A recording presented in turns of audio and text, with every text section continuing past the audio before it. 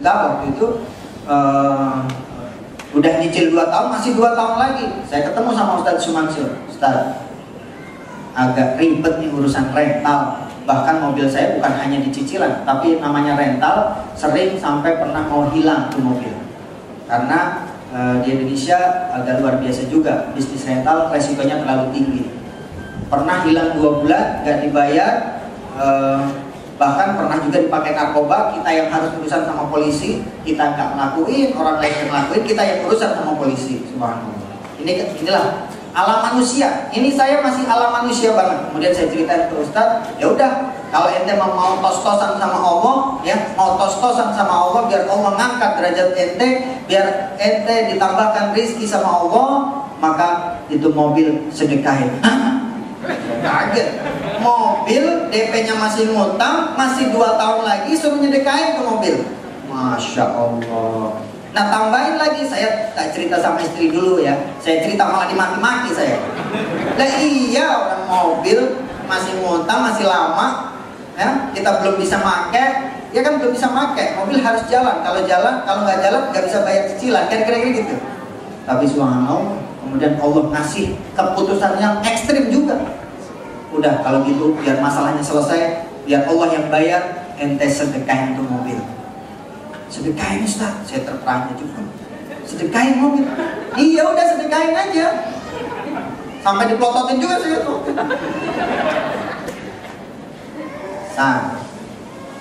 Ente mau selesai nggak masalah. Biar mobil, biar Allah aja yang ngebayarin. Pengen sih Ustaz, tapi gimana cara? Udahlah serahin saja ke Allah. Kalau Allah kita berpikir, ya nggak nyampe otak kita. Ya udah deh, ini Ustaz, mobil saya serahin ke pesantren. Masih ada cicilan 2 tahun lagi nih. Ustaz yang ngebayarin ya.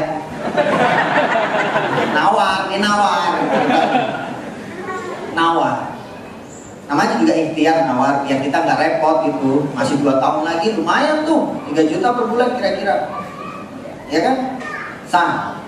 Lu berdiri, kalau saya yang membayarin, itu namanya nggak sedekah, itu namanya oper kredit. Iya. Udah mau sedekah, DP masih disalahin lagi. Masya Allah. Itu namanya nggak tos-tosan sama Allah, tidak memberikan yang terbaik ke Allah. Terus gimana? Udah sedekahin, sak cicilannya. Termasuk masih 2 tahun itu suruh saya yang bertanggung jawab. Walaupun mobil udah nggak direntalin, udah nggak milik saya, suruh lanjutin. Mana pol-polan dong. Saya itu pusing saya habis itu. Asli. Yang ngomong istri juga nggak dimarahin. Nah iya, bapak ini mikirnya gimana sih? DP aja belum lunas, cicilan masih 2 tahun, mobil sudah nyedekain, sak cicilannya. Masya Allah. Tapi kemudian saya mengambil keputusan, saya rayu istri saya, mau nggak mau saya tetap sedekahin. Ya naik. Subhanallah. Cicilan pertama nih masih 2 tahun ya, 24 kan? Kita hitung 24 bulan. Di bulan pertama ini habis sedekahin mobil sih plong. Tapi tanggal 27 nih, udah deket 27 nih. Udah deket tanggal 27, leasing urusannya. Ya, leasing urusannya. Maka waktu itu kemudian tanggal 27, tinggal sehari lagi, besok nih saya harus bayar. Subhanallah, tanggal 27 di bulan pertama setelah mobil saya sedekahin, subhanallah, Allah mengirimkan rezeki berupa bonus yang saya nggak tahu, ternyata keluar hari itu dan jumlahnya persis saya harus bayar leasing. Alhamdulillah ya Allah, tapi masih 23 bulan lagi ya Allah. Ya kan 23 bulan lagi, baru sebulan itu urusannya. Kan baru sebulan kan? Bulan kedua. Ini kira-kira nanti Allah ngasih rezeki apa lagi ya? Kita bertanya tuh kira-kira. Sampai tanggal 25 belum ada tanda-tanda tuh. Udah tanggal 25 ya Roh, tinggal 2 hari lagi. 2 hari lagi. Tanggal 26, kurang lebih tanggal 26, teman saya nelpon. Waktu itu menjelang lebaran.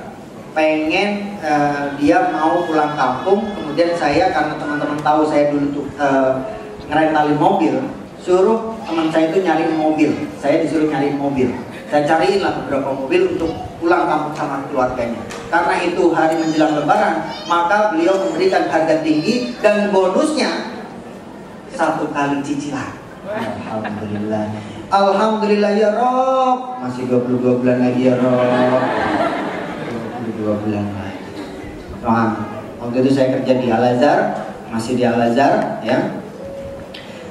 Bulan ketiga 22 bulan lagi, saya hitung masih 22 bulan lagi. Kira-kira Allah mau ngasih rizki apa lagi?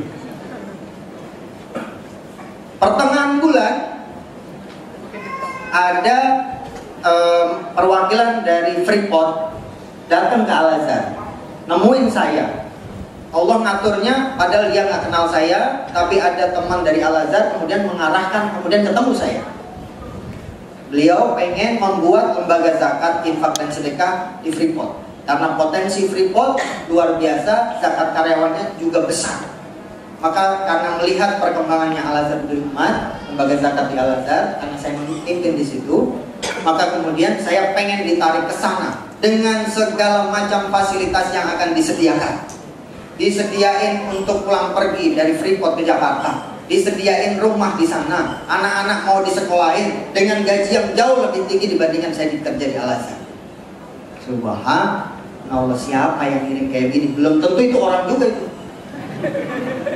Belum tentu itu orang. Saya kenapa bisa ketemu, bisa jadi kok ya pas saya ada, kemudian kok ya ketemu dengan teman saya yang kemudian nganterin ke kantor saya, kemudian diceritain tuh sama teman saya, dan kemudian pengen menarik saya, dan waktu itu pengen langsung dibawa. Dalam waktu beberapa hari saya sudah suruh nyiapin KTP untuk ngurus semua kebutuhan untuk tinggal di sana. Masya Allah.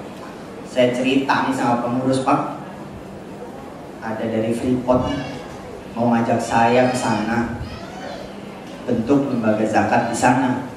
Jangan dulu dong, di sini kan baru 3 tahun, lagi bagus-bagusnya, lagi berkembang cukup besar. Ya, namanya juga tawaran, Pak. Saya ditawarin macam-macam. Ya udah, di sini aja. Bulan depannya gajinya naik langsung tinggi. Kan kalau normal gaji naik setiap bulan, setiap tahun paling 10%. Pol-polnya tuh kira-kira 10%, 15%. Ini gaji saya bisa naik 80%. Kalau enggak Allah yang ngatur, enggak mungkin.